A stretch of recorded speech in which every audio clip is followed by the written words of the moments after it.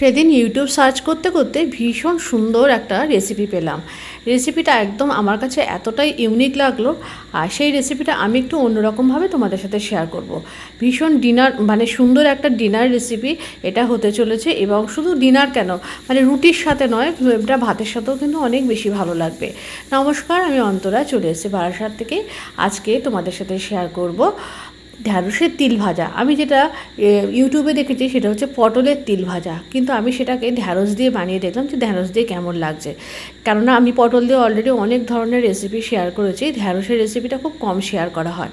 তো ঢ্যাঁড়সের দিয়েই আমি আজকে এই রেসিপিটা ট্রাই করব।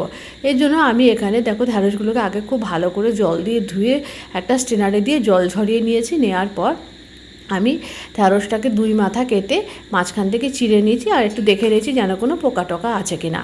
এরপরে আমি একটা মশলা পেস্ট বানিয়ে নেবো। তার জন্য আমি এখানে প্রায় 2.5 চামচ মতো নিয়ে নিয়েছি সাদা তিল, আর 1.5 চামচ নিয়েছি পোস্ত, কোয়ান্টিটিটা যতটা ঢ্যাঁড়স রান্না করবে সেই হিসাবে, আর দিয়ে দিয়েছি স্বাদ অনুযায়ী ঝাল।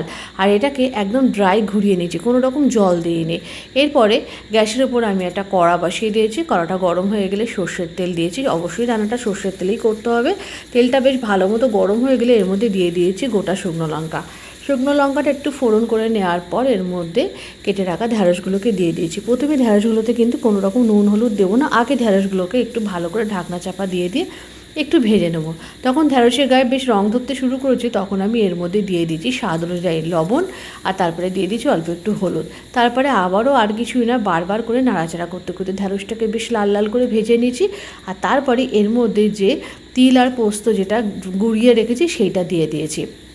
এই রান্নায় কিন্তু কোনো রকম জল ব্যবহার হবে না, তবে প্রয়োজনে একটু জলে ছিটে দেওয়া যেতে পারে, যেটা আমি দিয়েছি। তারপরে কিছুই না, সমানে নাড়াচাড়া করে করে এটা পুরো ঢ্যাঁড়সের সাথে ভেজে নিতে হবে।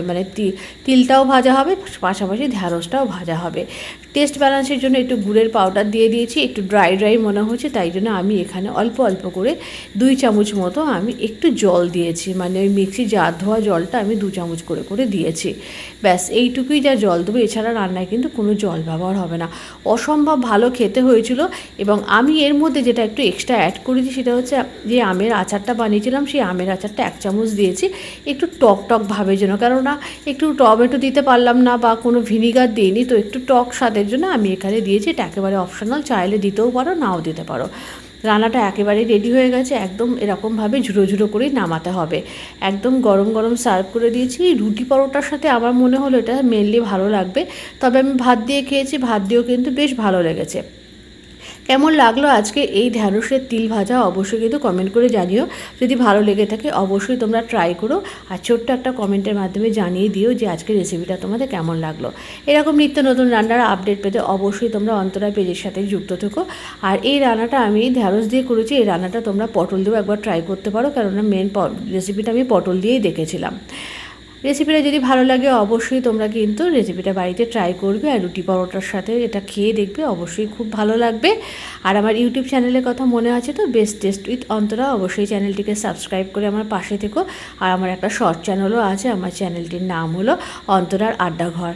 তো কেমন লাগলো আজকের রেসিপিটা অবশ্যই জানিও। যদি ভালো লেগে থাকে তোমরা কিন্তু অবশ্যই বাড়িতে ট্রাই করবে।